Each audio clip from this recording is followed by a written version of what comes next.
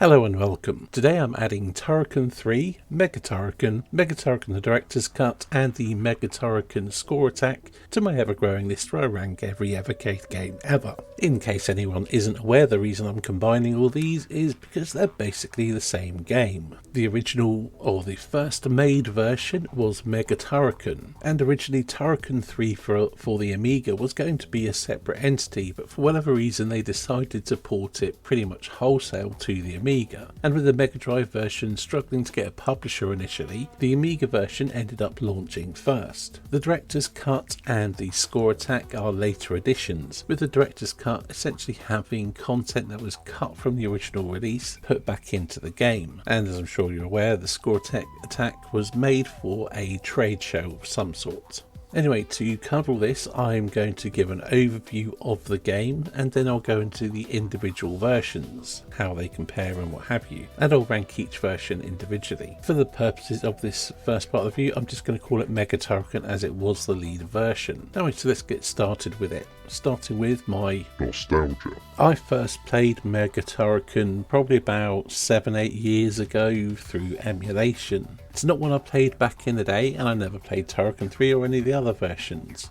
My nostalgia experience with Turrican back in the day started and ended with Turrican 1 and 2, although there is a lot carried over from the other Turrican games, so there is some nostalgia, I suppose. Story. The story is pretty basic. It involves Bren Maguire being called back into action as leader of the United Planet's Freedom Forces, answering a distress call from a young girl who has reported the return of the evil machine, which is destroying planets and enslaving the local populations, and pretty standard run and gun shoot 'em up type stuff. Graphics. Naturally, I'll have to touch on this when it comes to individual versions, but overall the graphics are very good. They take a similar look to the previous Turrican games, but add a bit of grit and grunge to it. The backgrounds are detailed, the colours vibrant, the bosses are large and distinct, and there's a number of impressive graphical effects. I'd say it's a very impressive looking game that also has some really good presentation, with cutscenes at the beginning and your end sequence, although what the hell is going on with Bren Maguire's face? I mean, look at it. Did the work experience kids draw that? Sound and music. Once again, the music is by Chris Hulsbeck, like with the other Turrican games, and there's some familiar themes here. Overall, the music is really good. Every stage has music, although some do lean more to the ambient styling than the usual sort of driving synth rock-like stuff. But regardless of the version, the music is excellent. The sound effects are suitably punchy. They do have a slightly different feel to them than the sound effects in the previous Turrican games, but only ever so slightly. But overall, it's safe to say the sound and music is very good here across all versions. Gameplay. And this is where Mega Turrican differs from the other Turrican games slightly. Gone is your 360 lightning beam death thing. Instead, you have a plasma rope or a grappling hook, which you naturally use to reach places you can't reach with your normal jump. Also, there is a change to the level design. Being developed primarily for a console, the gameplay leans a little bit less into your large, non-linear exploratory levels, and they're smaller and more focused, although some levels still are very large and have lots of secrets. But that's another thing that's changed. With the removal of the lightning wheel laser thing, the power-ups aren't hidden in invisible boxes or blocks that you shoot with your laser beam, they're in regular boxes. Other than that, the gameplay is largely the same. The bosses, while impressive looking, aren't the hardest things or the most complex. They don't have the most complex patterns or anything. The action is fast and frantic, death can come from everywhere, and it's an absolute blast.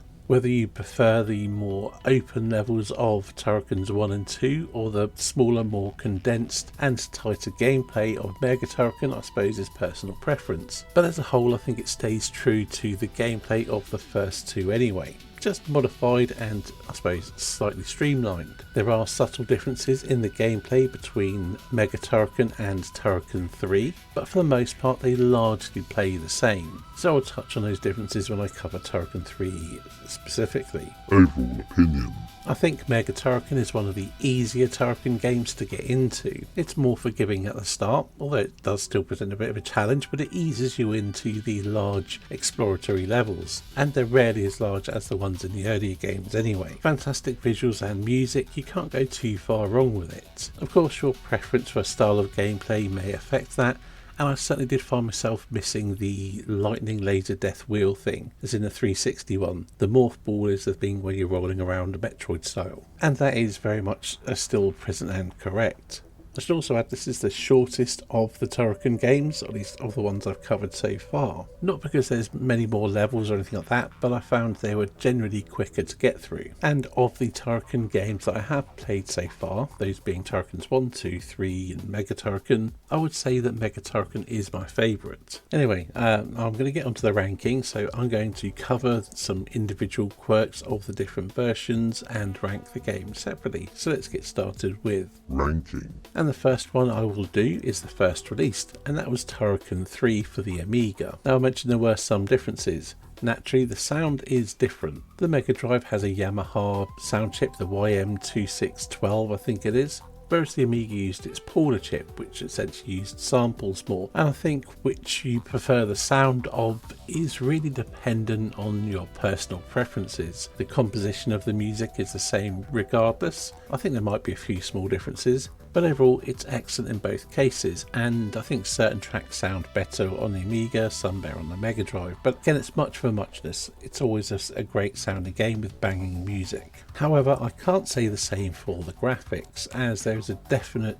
well, they've definitely taken a hit. Although the main processor of the Amiga and the Mega Drive was pretty much the same using a Motorola chip, the Amiga A500 generally displayed fewer colours on screen, with the Mega Drive being able to support up to 64 colours at once. I believe the Amiga, depending on graphics mode, maybe. I'm not all au fait with the technicals, but I think it generally displayed between 16 or 32 colours. I'm sure there are certain modes and ways they could make it use more colours, but generally the main colours used for games was limited, and this is primarily where the game takes a hit. They've converted the graphics from the Mega Drive, and on the first level it looks fine, but in some of the later levels it feels like they either couldn't make it work, or they didn't take the time to really put the effort in and make it work well, with many of your power-ups and pickups all using the same bland colour that blends into the environment. Also, it occasionally looks much more washed out, and many of the backgrounds are less detailed. Sometimes there's no background at all, or when it's on the later levels, when the background is pulsating, it's completely static on the Amiga.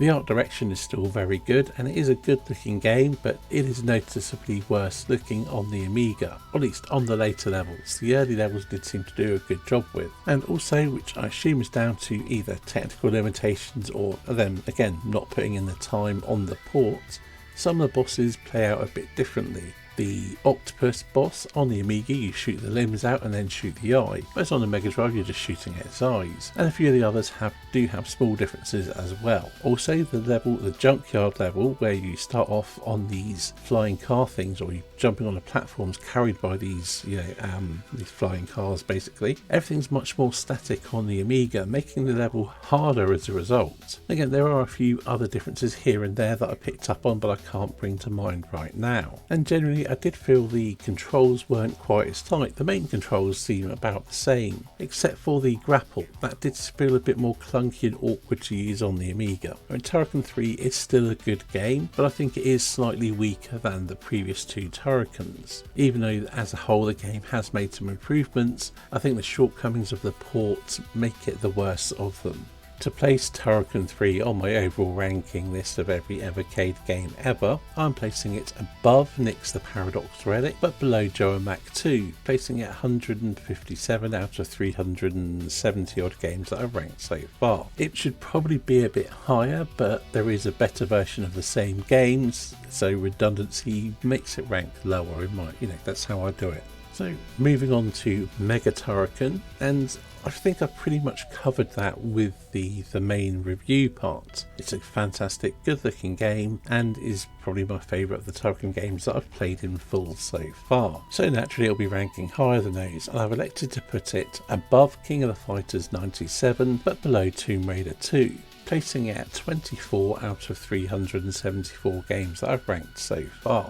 I had initially intended to rank Mega Turrican and Director's Cut separately, and the same with the Score Attack, but ultimately I've decided just to rank them with Mega Turrican. With the score attack, it's not really enough of a game by its own right to warrant a separate ranking. Based on the redundancy ranking of Turrican 3, I'd rank it probably below that. It's fun enough what it is, it's a fine distraction, a fine extra. But as a game on its own, no, so I'll just include it with Mega Turrican. As for Mega Turrican, the director's cut, while it does restore some content, alter a few things, it doesn't alter the game all that much. There are some graphical tweaks like the appearance of Mario and Sonic in some cryogenic tubes. There's an extra level and some enemies are moved around. But really, it's like I said, it's not all that different overall. A bit more challenging maybe. And it's a good extra for completionists. Just it's not different enough to warrant a separate ranking. So